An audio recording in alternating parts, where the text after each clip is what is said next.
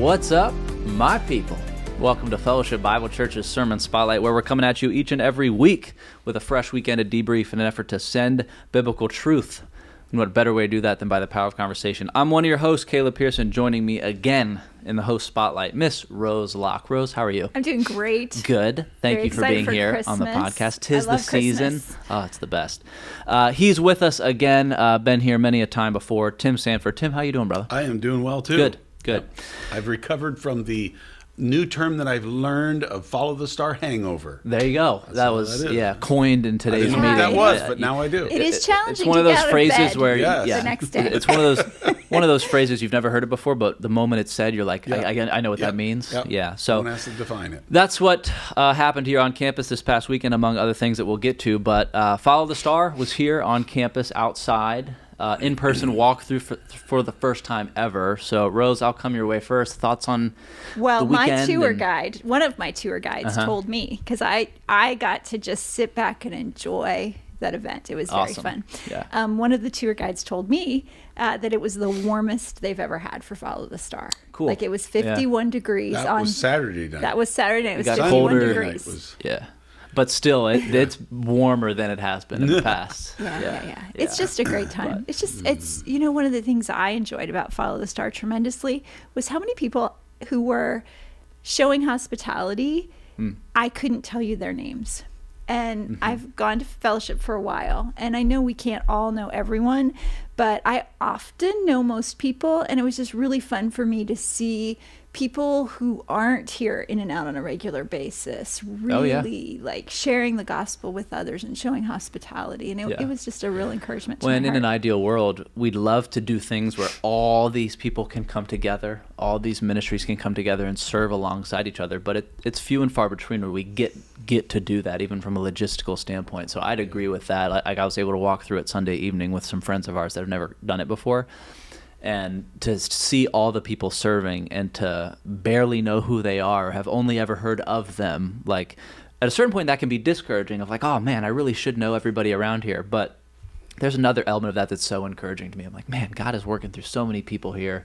And for me not to even know these people's names and get to meet them through this event. Oh, I work here. Oh, I've been going here for whatever. Like it's a catalyst for that, I think. So this was your first... Second. We actually came last year, heard about it, and so we drove all the way out here and went through the drive-through. Okay, yep. Nice. But first time to actually boots on the ground kind of thing. Nice. Yeah. Very much enjoyable. Yeah. I went around once just kind of by myself, just kind of skipping from one to the other, get the big picture. And then I took my two grandsons through. Nice. All the way through. It was really neat to see. Yeah. Very cool. Yeah, really cool. Yeah. And one of the things I love to see, I always love to see families serving together. Yeah. Oh, yeah. And there was this family that was behind me in line waiting with me. And there were these 3 little girls, and they were just so excited to be here.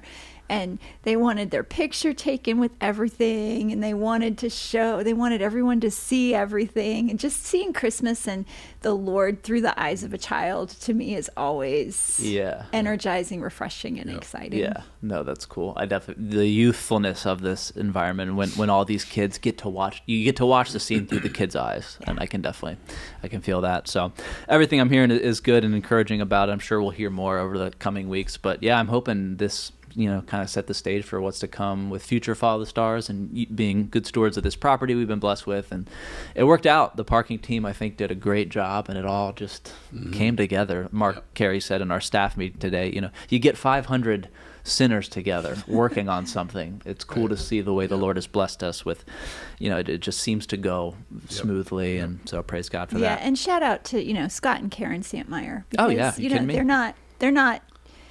They're not standing in the front ordering people around. They're there, they're working behind the scenes, but it really is their brainchild and really a passion of theirs. And I know that it's a lot of work, probably a lot of conflict resolution, a lot of problem solving that we don't even see on our side. But they do it with such grace, and they honor God in that process. Yeah, it's one of my favorite parts of Follow the Star is about 2 weeks beforehand, really a week beforehand. I always bump into Scott Santmeyer a little more than normal around here, but the youth storage closet's next to the Follow the Star storage closet. And so I walked into one of our youth rooms, and he's in there alone, shuttling all this stuff out of the closet. And he said, He said, "I'm sorry, man, if you need this room this week, I'll give you the keys to my house and you can go meet there. This is where I'll be." And I was like, "Scott, don't even worry about it. We got a whole other room we're going to use tonight." Like, it was just so funny that. Well, and just all the, I said to Mike Lukens and I were looking for something last week. And we had, when we go looking, we look everywhere from the top floor to the bottom floor. So we popped into the youth area looking for a piece of equipment. And I said to Mike, I said, Scott Santmeyer gets like the A+ packing award in my mind if all of this stuff fits in that closet. It was crazy. Yeah, but what fun. Guys, let's go ahead and jump into a Sunday in review. We're ultimately here because Tim was in the pulpit this weekend and talked through Acts 4 and 5. Rose, I'll come your way first. What stood out from the content this weekend as we've been unpacking the triumph of the gospel according to the book of Acts? Wow. Well, first of all, again, kudos to Tim for Ananias and Sapphira, right? What a hard passage for a pastor to have to preach. But I mean, I just think, Tim, I always appreciate one of the things when you do a sermon, one of the things I appreciate about what you do is that you package your applications throughout. And so as I was taking some notes, I try to listen. If I'm going to come here and talk about it, I try to listen several times. So as I was listening even this morning, and I was taking some notes about things like, you said in your sermon, you said the enemy can lie and confuse to get us on his agenda. And that in itself is just something that we could just talk about and explore, you know? And you talk so much about like self-centeredness and doing with our own things what we want. But then you also had this great section where you talked about different kinds of fear, and fear as in how it brings about dread, and how we can use fear to shrink away from God, or we can fear God in this awesome reverential fear. And I just feel like in these sermons, all of these sermons from Acts, I come away with like multiple pieces of scripture that I just want to chew on and go back to over and over and over again. So I'm not sure which of those three things stuck out to you guys, or which Tim you felt like was the key that you really wanted people to chew on. But all of those things I felt like were just really helpful and important in this passage. So. But I'd echo that real quick, like the arriving at even the 1 John 4 and the perfect love, casting out fear and all that stuff. I don't know if it's the pastor Dennis in me or what, but whenever John or 1 John comes up, I'm like, there it is. Just because I've always loved studying those books and the application there, and it's cool to hear you say, Rose, like he does sprinkle it throughout. And, you know, I like the different preaching and teaching styles, and the opportunity is to hear what's going on through these chapters and these characters, and how it's building on itself. And we already knew the church, and even in the way you organize your outline, the foundation for all of the sermon is chapters 2 through 4, everything that church is doing. And so I appreciate when we get content like that, where yes, you can find immediate context, look at verse 1, and like that's good and neat, but it's cool to say, if you want to really know what this was like, it's the 3 chapters leading up to this moment between these two people, for example. So Tim, like from your perspective, I'll just throw one more thing out there. The other thing, Tim, in this sermon that I think has been really key for me, I've been doing maybe some of you have heard or seen about a highlighting system when you read a book, like any book, highlighting the places and the names in a certain color, and highlighting things that are important in another color, and highlighting quotes in another color. So using like highlighting systems to study just general books or the scripture. And so with Acts, I decided to try a highlighting system, at least to do the proper nouns. So the names of the people and the places. And I've looked ahead a little bit in Acts, and Barnabas, his name has just stuck out to me throughout this book. And so you keying in on Barnabas, I just think he's gonna, I don't know, he's my kind of guy. You know what I mean? He's like the encourager. He's the behind the scenes person who's really he's not the best speaker. He's not the most educated one. He's not the richest one. He's just someone who faithfully wants to love and honor God. So that was the other thing that stood out for me, was your emphasis on Barnabas. Yeah, there's so much of that, isn't there? Where these key players of Peter or Paul, or, we tie into them. And yet there's so many different names. I mean, the last time I spoke was on choosing who was going to replace Judas. Well, some of us may not even remember those names now, like who were those two guys? But they're important individuals, and they're just a representation of so many that the Lord uses, just like in Follow the Star. There's an actor who's the main one, right? But then there's all these parts that are played that all help that along. And Barnabas, to me, he's a tremendous man. He was actually, the amazing thing is when they sent him to Antioch, I think it's in chapter 11, I think it is. He goes there because they know that he will do good for them. That's part of what his name is indicating, and therefore his character too. And Sue and I have actually, probably more Sue than me, kind of got a hold of that. And before we were coming here, asking the Lord, would you use us like a Barnabas? Take us into Winchester and use us for good, And who knows how the Lord wants to honor all that, but he's certainly an example to us, isn't he, of just that kind of a heart attitude. So really cool. One of the things you had said clued me in or captivated my attention was that whole word filled. How the enemy can lie to us and get us to respond to that deception. I think it's important for us to realize that word is not a word meaning that, like, I'm demon possessed and I am robotic, or I have to do those things. He was definitely, Ananias was making choices on his own. And we didn't have enough time to spend, to really settle down on some of those things. But I mentioned that in Ephesians, it also says that we're supposed to be filled with the Spirit. Well, that's a command to us. So that means that we have a choice to make in that. We're never commanded to do something that we can't choose to do, right? But it's also not a thing, well, I have the Spirit of God living within me. That doesn't mean I'm robotic and I just have to do everything he tells me to do. So we know that on the positive side. It seems like on the negative side, when it comes to, well, Satan filled his heart, well, therefore he had to do that. No, he didn't. He was making choices. And the reality of that is all of us can make those same kind of choices, right? We decide. Barnabas, I think, is the impactful person that he is because of choices that he made and following what the Spirit of God was wanting to lead him into, and being a person who is yielding to that, moving in that kind of a direction. So you see such a contrast between a person who's being led by the Spirit of God and someone who's actually succumbing to their own selfishness, of which the enemy of this world, right, like the God of this world he's pushing that all the time. That's a world way of thinking across the board, right? Everybody is in that. So just some interesting things that come out, little tiny tidbits that add a little more color to the whole thing, right? Yeah. The whole story. Rose, you alluded earlier about this, this passage kind of being a hard one. Certainly something serious to preach and teach through. Tim, obviously, as we go through Acts, it starts out in a lot of crazy things happen, a lot of cool things happen, but eventually the flesh is going to start to rear its ugly head throughout Acts, and that doesn't discontinue after this chapter either. Yep. So what was it like from your perspective to one, be like, okay, Lord, I got to handle this passage well and teach about Ananias and Sapphira and get the application down. And on a more practical side, also just preach through something like this during a time of such celebration and joy, and even Follow the Star. Yeah, right. Where it's right between you're serving and it's crazy. And so what was that? Yeah.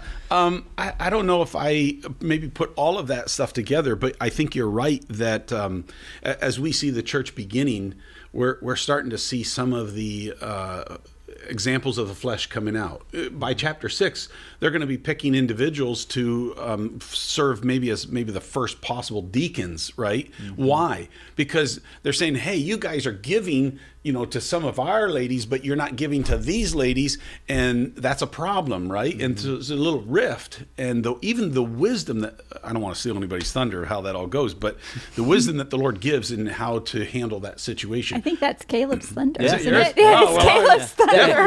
It's not my thunder. It's not my thunder. The storm's far away, but go ahead. But all of that stuff, we're going to see more and more of that, right? Oh, yeah. Where the flesh is just reading. And I think it's so good for us to look at that and realize like with Ananias and Sapphira, I think we read that and it's like, oh my word, and then it's, oh my word, look how God dealt with that. And but he really is, he's a gracious God. Mm-hmm. We fall into that kind of stuff all the time. Mm-hmm. I can certainly identify with that self-centeredness, and I can tell you example after example of where that's flaring its ugly head, right? Yeah. But yet God is so gracious with us. Sometimes those are significant consequences that come with that. Mm-hmm. But more times than not, there's a wooing of the heart. That it's that fear that we were talking about, that reverential draw of the heart to himself to motivate us more and more to say no to selfishness mm-hmm. and self-centeredness and yes to the Lord. And he begins to slowly begin that transformative work that he's wanting to do mm-hmm. in our lives. Sometimes so slow we don't see it ourselves, right. but Which brings us back to John, right? Mm-hmm. Which brings us back to the idea. And I just think it's so important. It's about loving others and not loving ourselves to the point that we are sacrificing for others. Right. We're sacrificing what others' needs or wants are, right? Mm-hmm.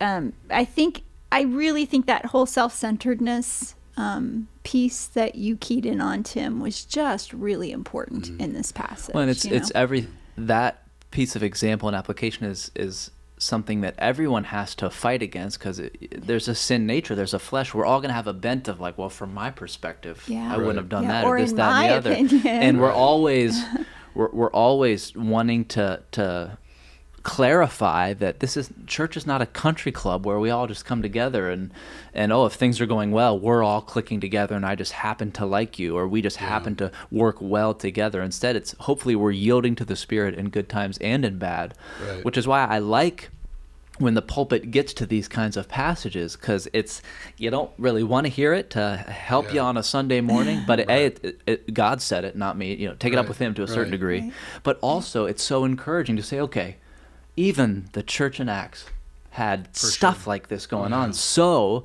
my biblical awareness of Acts means when I see that manifest itself in my local church, I can say, okay, Lord, this isn't new, this isn't unfounded. Well, how can I lean on you in this time and be a part of the positive change that I know you have called me to be? And that's very different, reacting to what we know about God to help the life of our local church, instead of, well, what I think about God is going to be based on the local church. Well, and it's so interesting because I think like spiritual maturity plays into this. I was at a community group meeting recently, and there's a woman there and myself, and both of us are in a point in our lives where our children have recently graduated from high school. And so we're the older, more experienced moms, and there's a younger mom there. And we're having a nice prayer time, and the younger mom says something about this other lady and I pouring into other people's lives, and we both look at each other and says, oh, we are so not qualified to pour into other people's lives. And later she and I talked about that, and it has to do with, I think, that as we become more mature and as we grow and as we start to learn that the way we see the world isn't the right way to always see the world, then we become less self-centered, and we become more concerned about the thoughts and the ideas of others, right? So we're always balancing that, like not holding our ideas or not holding our opinions too tightly and loving others at the same time. It's kind of interesting. To me, the problem with that, so to speak, is that how does God help a self-centered heart to see self-centeredness, right? That's we'll call that a tough assignment. Obviously not for God, right? But so often you'll see him using real difficulties in people's lives where that's being exposed more and more. And maybe you're wanting to be loved by your peer group, whatever that is, and they just ostracize you. They just kind of push you out a little bit. So you keep trying to force your way in. You can't figure out why this is. And the Lord uses some of the wound of that heart at times. I'm not saying it's always this problem, but there's times when he can use something like that to show to us, well, you're always talking about yourself. You never ask them anything about their world and their needs and their life. And so it's a hurtful thing. That example is a hurtful thing to go through. And often he's willing for us to go through those things. And while we're in the middle of all that, we want him to take it away. Yep. And I think it comes back to this whole thing we're talking about Satan. He's the father of lies, right? So he wants to tell us that the Christian life should be hunky-dory, no problems, everything's so smooth. But that's not reality. How does that change in our own thinking so that we are looking at this? When he says, count it all joy when you fall into various trials. When. Yeah, Yes. shouldn't. Yeah. And we know it here, but then it happens and we're kind of like dumbfounded. That's Like, right. where did this come from? And why don't you take it away, God? Instead of realizing, wait a minute, I've bought into a lie that says this shouldn't be happening to me if I'm doing the right thing. And then before that God. goes back to us living in community with one another, Yeah. right? So I've been Yeah. in a situation where I've been walking through a conflict with some people, and I can sit outside of their conflict and I can see, well, that's a self-centered heart, and that's a, you know what I mean? But then when Yes. I'm the one who's Yes. in the midst of the conflict, I can't so well see the self-centered heart. So I need other people that I can Yes. trust and who love me enough Yeah. to say to me, you are exhibiting these character traits. And then I myself also have to be open enough to say, teach me, show me where my sure. heart is being self-centered and where I'm thinking only of myself and not about loving others, people. Yeah. So it's kind of an interesting paradox that community teaches us not to be self-centered, but we Right. need community to teach us Right. not to be Which is why a lot of self-centered, people you don't know? actually want community. They do want to come. Mark Carey would say, sit, soak, and sour on a Sunday morning. Oh, I don't want to share myself with these people. And so hopefully these people are creating a culture of grace and Jesus, and you're learning to trust God as we're in those conversations, able to trust each other. But to the point of spiritual maturity, Rose, you brought up and Tim alluded to, like there's such a difference in prayer between the emotional, like, God, are you seeing this? Versus, okay, Lord, what are you seeing that I'm not? Yeah. And we want to go to God and be like, here's everything that's happening to me, as if he doesn't Yeah. know. We want to say, how dare you step aside or withdraw from me, instead of saying, okay, Lord, like, I'm in this struggle and trial. This has been given to me. I want what I want, James 1:4 and all that stuff, and I'm not getting it. Man, it's hard. It's is. so easy to say it on a podcast, but it's hard to do. That's right. Lord, In real what life. are you seeing that I'm not seeing so that I can handle the situation well? Yeah. Yep. And that's one of the things I really appreciate about your teaching, Tim, and not that others aren't, because I think We all in have general, our- I think our leadership is fairly transparent. But one of the things I appreciate about you, Tim, is you standing up there and saying, I want my stuff, and Yeah. it's my stuff, and Yeah. I don't want your kids coming over and coloring on my walls. Frankly, it's disrespectful of my stuff, Yeah. And so I appreciate that about you, Tim, in that I have a feeling many of us share that struggle, Yeah. right? We don't want to Yeah. host community group.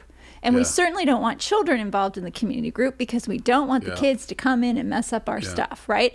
And we don't really want to loan you our truck. That was an example that Yeah. you used because you might wreck my truck or those kinds of things. So I think I appreciate that when you share your struggles with us, it gives us the opportunity to say, hey, I felt the same thing. Yeah. And so now can we identify. can identify and we can be in community with one another, and you can say to Yeah. me, Rose, Yeah. it's okay if they use your office and make a mess. It really is. It's not really your office, right? Yeah. And I can say, hey, Tim, how come you're not letting my kids come draw on your wall? Right. Well, and that's the impact of the pulpit, when you can not just identify with somebody of, here's the spiritual truth, here's here's what I have for you this Yeah. morning. Yeah. But there's also none of us have arrived. I'm wrestling with this too. I need you more than you need me up here right now. And Mark has always done a good job of reminding us of that. I'm sitting up here. He uses the phrase flapping his gums. I like to say blabbering on. He flaps his gums for 35 minutes, but that's not church. We get to do all this together, and man. Well, so every Sunday we say grow, connect, serve, right? Like every Sunday, boom, boom, boom.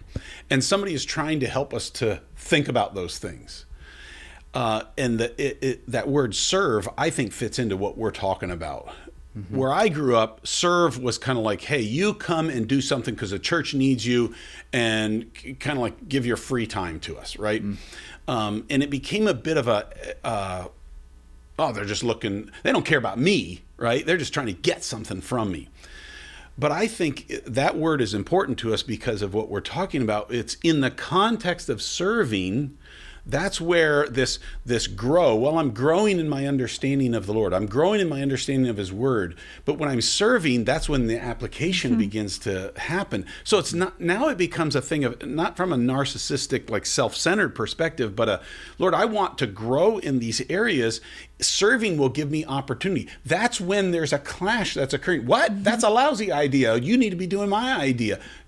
Because we're serving together, right? And there's a place. Right. So and when then we that's look at when, it, and then when we, in turn, when we put aside ourselves, our idea, our vision, right. When we put aside those things, and in a sense, if you'll let me use the term sacrifice, Right. our wants, Right. our For desires sure. for the good of someone else, that's when God is glorified in the process, right? Because as someone said to me one time, what would cause a human being to do that? Yeah. Well, what would cause a human being to do that is a desire to glorify God and His Holy Spirit working through us, right? So in those moments of putting aside ourselves to serve, connect, grow, those things, that is where the glory to God comes, you know? It's a beautiful thing. It is. The heart is such a wicked thing, right? Because we can serve so that everybody sees us serving and gives us accolades for that kind of stuff. So it's just self-centered, but everybody looks at it and thinks it's a wonderful thing. But the Lord knows the heart, right? And it's just like Ananias and Sapphira. You've lied to God. You thought you were deceiving us, but you weren't. You were actually trying to deceive Him, and that's impossible. Good luck to do. with that. Yeah. He knows. Watch.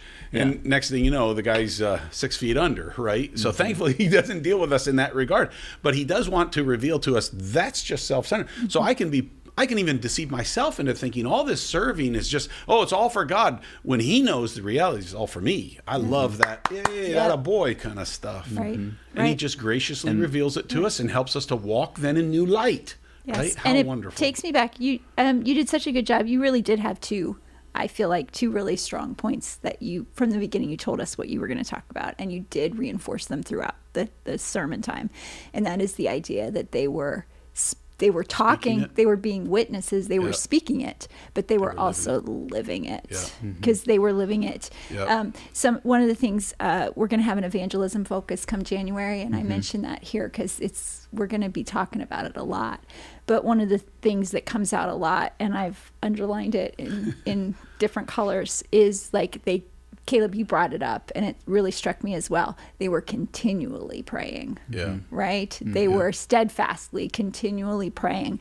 And I think that combination of they spoke it and they lived it, that's where it's at for us today too. We speak it, but then let's live it too. Yeah. It's good. Yeah, so that evangelism thing is coming up as well. I'm trying to think of what to announce and what to point people towards. As we look Ananias towards and Sapphira. Yeah. Things they own. Yeah. Caleb. Oh yes, very good. Okay. So when we think about, you get questions about what am I supposed to do with my possessions and this, that, and the other, how can I be a good steward of what I have? We are doing a financial peace class here at church starting January 8th. So look and you do forward have to to that. register for that. Yeah, it's you can't online. just- And I can maybe put it in the show notes as well. But there will be a lot of opportunities to come up for that. Do you remember Christmas service times off the top of your head as well? 11, 4, 6. So that's for Christmas Eve, and Okay. then there'll be one service at 11. Yeah, and I think on Christmas Day. I'm not sure it's been entirely clear, and it's one of the things I meant to tell my team this morning, and I forgot. But they are two different services. So normally a normal weekend, a Saturday night service and a Sunday morning service are going to be the same. Right. So you can come on Saturday or Sunday. It's going to be the same music, maybe, and the same sermon, maybe different volunteers. But for Christmas weekend, Christmas Eve service will be one thing, and the Christmas Day, Sunday morning different. service is different. Okay, Yeah. just No, so that's everyone good. knows. Yeah, that's good clarification. So thank you guys for thank you. being on here. It was great. As a reminder, throughout the holiday season, everything to look forward to in the winter and spring, you can find us at fbcva.org. The fact of the matter, everybody, is that sermons aren't meant to just take an hour, but rather transform a lifetime. Until next week, much love. God bless.